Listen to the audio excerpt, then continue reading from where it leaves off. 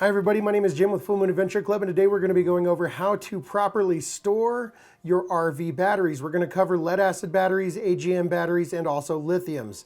AGMs and lithiums are really pretty simple, so we're going to start with the lead acid batteries as they have the most information to cover.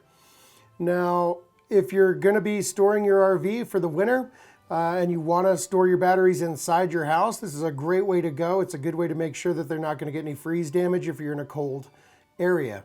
If you are going to leave them in the RV, of course you can leave your RV plugged in if you have a smart converter charger on board, and that will just keep them nice and topped off for you. Or another way to go to make sure that they don't get overcharged is to go ahead and just plug your RV in about once a month and leave it plugged in for about 8 to 12 hours, and that will keep your batteries charged and good to go. Now, the reason that keeping batteries charged is so important is because with lead acid batteries, as soon as they go down to a certain percentage of discharge, they're going to begin to sulfate. And sulfation is going to cause damage to the plates, which will make the battery dead in a matter of time. Eventually, it's going to get to the point of no return, and there's no going back. You have to replace the battery. So you want to keep them charged at all times. Even if you charge a battery fully, a lead acid battery, and then you put it in storage, it's going to self-discharge all by itself at a rate of around 10 to 20% a month. I think it's about 5% a week. So they discharge pretty fast if they're not being charged all by themselves with no power draw whatsoever. So you do need to make sure that you keep them charged and check them periodically. With lead acid batteries, I'm going to go ahead and recommend that you check those once a month to make sure that they are fully charged. Okay, so we're going to go over what you would do if you're going to pull your batteries inside and say store them in your basement, or if your garage isn't going to freeze and that's a pretty stable environment, you can put them in the garage. And here are all the tips and things that you're going to need to do to make sure that those lead acid batteries are well taken care of and last you as long as possible. Now, there's acid inside of these batteries, so safety is going to be paramount here. You may want to wear gloves. You definitely want eye protection. The acid can cause blindness. It can cause burns. And so you want to be very careful while you're working with those. If you're not comfortable with it, just get it serviced by an authorized dealer. So, in order to take your batteries out and charge them, first you're going to want to make sure that your battery's nice and clean. Your terminals don't have any corrosion on them. You want to clean those up with a wire brush and maybe use some spray protectant on the terminals to make sure they don't get corroded. You're also going to want to check the water level that's inside your batteries. Now, if this is a typical wet lead acid battery, it's going to have caps on top to check the water level. And you can either move a little lever and those pop off like on 6-volt Trojan batteries, or you're going to use a screwdriver and just gently pry up that little cover plate until those are nice and loose. Then you can pull those off. You don't want to be too hard on it because you don't want to get splashed with battery acid. So be careful doing that. And then once you pop that off, you can use a flashlight to look down in there, and you want to make sure that the water is above the plates. So it has lead plates, and you want to make sure that water is covering the plates with water. And the water that you want to use, if you have to add some, is distilled water. It has to be distilled because if you use tap water, it could cause calcium sulfation, which is all the minerals that are in tap water can attach themselves to the plates and mess things up. So always distilled water only.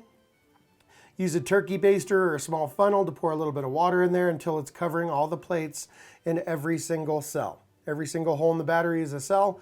Make sure that all those plates are covered. Replace the caps, and you're good to go. Now, another thing that you're going to want to do is make sure that battery is fully charged when you go to store it. And then you're going to want to make sure it stays fully charged the entire time that it is stored by checking it every month. Now, a full charge on a 12-volt deep cycle battery is going to be about 12.5 volts, so you don't want it to get much lower than that. And if you're storing 6-volt lead acid batteries, full charge voltage on one of those is 6.25 volts. So that's what you want to make sure that they stay at, or a little above, and that's a full battery, at least over 80% charged. Let's see, you also want to be careful when you're storing these in a garage or anything like that. You want to keep them away from open flame or sparks, because while a battery's charging, they can sometimes put off hydrogen gas, which is explosive. It shouldn't be a lot, but if it does build up in a small space that's, say, by your water heater with an open pilot light, that could get you into problems. So you want to put it somewhere where you don't have any exposed flame sources or sparks, stuff like that. Also a good idea just to put it on top of a piece of cardboard or a piece of plywood. because if it's on concrete, concrete's cold, and cold is kind of the enemy for batteries. You want to keep them at like a general, safe temperature around 50, 60 degrees in a basement or something like that is pretty ideal really for them. And that's just a good place on make sure they don't have direct contact with concrete because it kind of sucks the heat out of them. And cold's kind of the enemy for lead acid batteries. Let's see what else. Also, battery tender is probably what you're going to want to get if you don't want to have to go down there and mess with those batteries every single month. And you can get a battery tender or a battery charger that's a smart charger that you can leave on 24/7. And that's a great thing to have. And I'll put some links in the description below on two that I like. One is a battery tender, that's the name brand. And the other one is Genius battery chargers. And both look good. Battery tender has a kind of a long-lasting record, and they're kind of the standard, so they work really well. But I do really want to check out the Genius battery chargers because they look pretty impressive. So I'll put the links to both of those down below so you can kind of check both of those out. Those are the ones that I would buy. I do not have experience with either one of those brands, but that's probably what I go with. So with lead acid batteries, that's pretty much it. Make sure they're full of water, make sure they don't freeze, and make sure they're fully charged at all times, and check them about once a month, and you'll be good to go. They will last you. Just don't let them sit there and totally discharge, because then you're going to get sulfation and it'll damage the batteries. Now for AGM batteries, these are sealed batteries, so you don't have to worry about the water levels, and they can even be sometimes mounted on their side and they're not going to leak and stuff like that. So they're a really cool battery to have. So you don't need to worry about checking the water levels. Also, AGM batteries don't discharge as fast as lead acid batteries do, the wet ones that are unsealed. Usually if they're AGMs, you need to check them every 2 to 3 months. So that's kind of a benefit to storing those, is you don't have to check them as often because they're going to discharge a little bit slower. But other than that, everything's pretty much the same. Make sure they stay fully charged, and make sure they don't get down into freezing conditions. And that's really all you got to do. So don't have to worry about those as much. Very easy to maintain. When we get down to lithium-ion batteries, they're a little bit different. Again, they're completely maintenance-free, so you don't have to worry about any kind of levels for anything like that. Basically, the only weird thing about lithium is they're kind of happier not fully charged. You don't want to charge them at 100% because that actually kind of holds a lot of energy in there, and that can kind of damage the lithium a little bit over time. So what you really want to do is have them charged at about 40 or 50%. And they're completely fine with that. They don't have to worry about sulfation or any of that stuff. So if you have lithium batteries, you pretty much just store them at about 40 or 50% charge and put them in a cool, dry place, and you're good to go. You can fully charge them when you put them back in the RV, and that's it.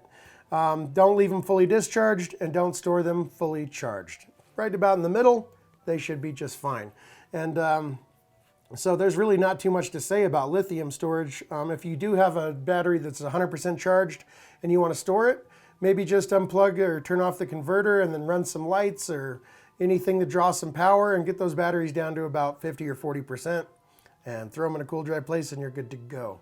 So that's really most of the tips that I have about storing batteries like that. Again, if you're going to leave them in your RV, of course, you can just plug that in once a month and leave it on for 8 to 12 hours and let the onboard converter charge them up. Or you can leave it charged in if you have a smart charger, like a 4-stage charger that's not going to overcharge them all the time.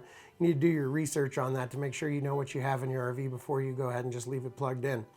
But that about covers it. But if your RV is going to be in freezing cold conditions, I would recommend just pulling those out, bringing them inside, and that'll be the best solution for you so your batteries last you a really long time. I think that's about it. Don't forget to check for the battery chargers that I recommend down below. You can kind of look around to see what fits your setup for large battery banks or single batteries. And they have lithium chargers. They also have AGM chargers and some that do it all, like some of the Genius brands, which is why I really want to check those out. That about covers it. If this information was helpful to you at all and you want to give back a little bit, you can visit me on my Patreon page to go ahead and support our channel. I'd really appreciate that. If you have any questions or comments, leave it down below and I will sure try and answer those for you. And also we have the website fullmoonadventureclub.com, and I have a store there now where we're going to put up all these cool chargers and stuff. Usually only things that I know and like and I've used are going to make it onto that store. So it's just kind of a cool way to check out some of the stuff that I've been really enjoying out on the road and that I've had experience with. That's over at fullmoonadventureclub.com, and I'll have all the links down below. My name is Jim with fullmoonadventureclub.com, and until the next video, thanks so much for watching, and happy camping.